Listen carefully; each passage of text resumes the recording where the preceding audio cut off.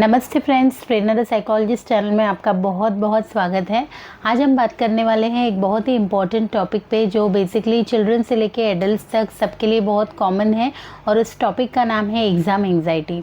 अक्सर दोस्तों देखा जाता है कि एग्ज़ाम के लिए काफ़ी अच्छा प्रिपरेशन करने के बाद भी कई सारे लोगों में एग्ज़ाम के लिए एंग्जाइटी होती है कि जैसे ही वो एग्ज़ाम हॉल में जाते हैं उन्हें स्वेटिंग आने लगती है, कई लोगों को चक्कर भी आती है और उन्हें सारा ब्लैंक दिखाई देता है।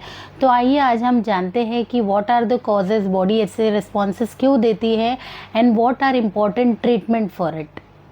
तो दोस्तों जब हम स्ट्रेस में होते हैं तो हमारी बॉडी से एड्रेनालाइन करके हार्मोन जो है वो रिलीज़ होता है। इससे क्या होता है, हमारे हैंड्स स्वेटी होते हैं, माइंड बहुत ब्लैंक लगने लगता है और दिल ज़ोरों से धड़कने लगता है।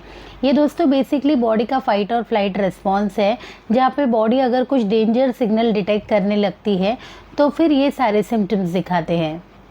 तो आइए दोस्तों जानेंगे अब इस चीज़ के लिए प्रैक्टिकल सॉल्यूशंस क्या है। बिकॉज़ लोग दुविधा में पड़ जाते हैं कि वो एग्ज़ाम्स के लिए बहुत अच्छे से प्रिपेयर करते हैं, बट जब एग्जैक्टली ये सिचुएशन आ जाए तो हम क्या कर सकते हैं।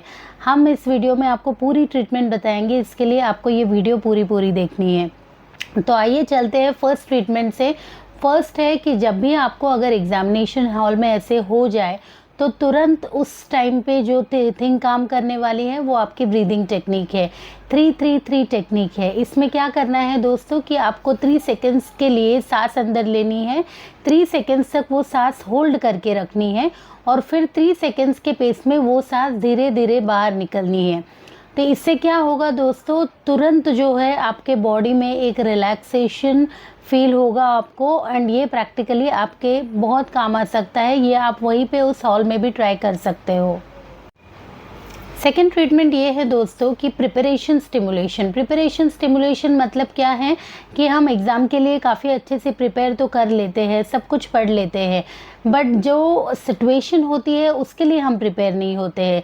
तो इसके लिए हमें क्या करना है, जब भी आप एग्ज़ाम के लिए कुछ प्रिपेयर कर रहे हो तो जैसे कि क्वेश्चन पेपर सॉल्व करना, वो भी पर्टिकुलर टाइमर लगा के, जैसे अगर 2 आवर्स का या फिर 3 आवर्स का पेपर है तो पर्टिकुलरली 3 आवर्स या 2 आवर्स का टाइमर लगा के आप वो पेपर सॉल्व कर सकते हो। बिकॉज क्या होता है, जब एग्ज़ाम सिचुएशन में आते हैं और वो जब क्लॉक ऐसे टिक टिक टिक टिक बजने लगता है, उसी समय आपके बॉडी के लिए वो रिस्पॉन्स कुछ नया होता है and the body is not able to take that response.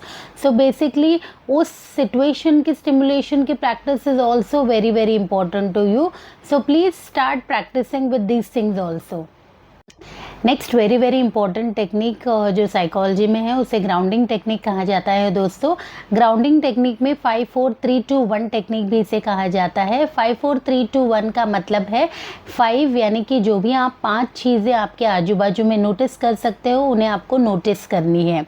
फिर उसके बाद में आता है 4, तो एटलीस्ट 4 थिंग्स, 4 चीज़ें जो आप टच कर सकते हो उन्हें आपको टच करना है। जैसे कि आपका क्लोथ भी हो सकता है, सामने वाला टेबल हो सकता है, या और जो 4 चीज़ें आप टच कर सकते हो उन्हें आपको टच करनी है। ये बेसिकली ग्राउंडिंग टेक्निक्स हैं।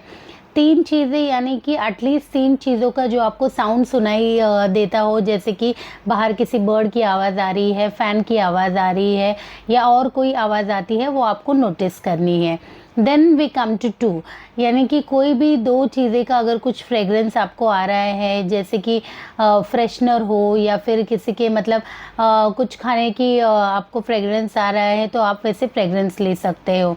And also one thing which you can taste, like अगर आपको कहीं वहाँ पे पानी का ग्लास दिख रहा है तो आपको फील करना होगा कि इसकी मतलब पानी की टेस्ट आपको बेसिकली फील करनी है। तो दोस्तों this is kind of grounding technique जो आपको प्रेजेंट मोमेंट में लेके आने के लिए काफ़ी मदद करता है और आपकी एंग्जाइटी रिलीव करता है दोस्तों। ऑल्सो दोस्तों very important thing is that take care of your sleep, your diet. जैसे मैंने पहले भी आपको कहा है कि आपको एटलीस्ट 7 to 8 आवर्स की नींद होनी इम्पॉर्टेंट है। खाना ठीक से खाइए, लेथार्जी वाला खाना नहीं खाइए, थोड़ा सा हल्का खाना खाइए जिससे बेसिकली आपको एक्टिवनेस फील हो। ऑल्सो थोड़ा सा स्ट्रेचिंग या फिर थोड़ा सा एक्सरसाइज बॉडी के लिए काफ़ी इम्पॉर्टेंट है दोस्तों। ऑल्सो दोस्तों very important thing that I would like to tell you कि अगर आपको सच में बहुत ज़्यादा एंग्जाइटी हो रही है जो आपसे बिल्कुल कंट्रोल नहीं हो रही है, तो please try to seek medical help, try to visit the counsellor और साइकोलॉजिस्ट, या अपने टीचर से, अपने पेरेंट्स से बात कर लीजिए। बिकॉज़ इसके ऊपर बात करने के लिए कुछ भी शर्म नहीं है, बिकॉज़ एंग्जाइटी होना काफ़ी नेचुरल है दोस्तों। फ़र्क इतना ही है कि कई लोग हैंडल कर पाते हैं और कई लोगों को हैंडल करने का तरीका पता नहीं होता है। So please feel free to go to the counsellor या to share your thoughts, that is very very important. So with right practice and right techniques आप काफ़ी काम और कंफर्टेबल रह सकते हो दोस्तों। तो ये थी बेसिकली हमारी फर्स्ट एड या basic treatment on exam anxiety या फिर परफॉर्मेंस एंग्जाइटी। ऐसे ही अगर और आपको अच्छे अच्छे टॉपिक पे डिस्कस करना है, ऐसे कंटेंट्स चाहिए, तो please do comment on our comment box and please do not forget to like, share and subscribe our channel. Thank you so much.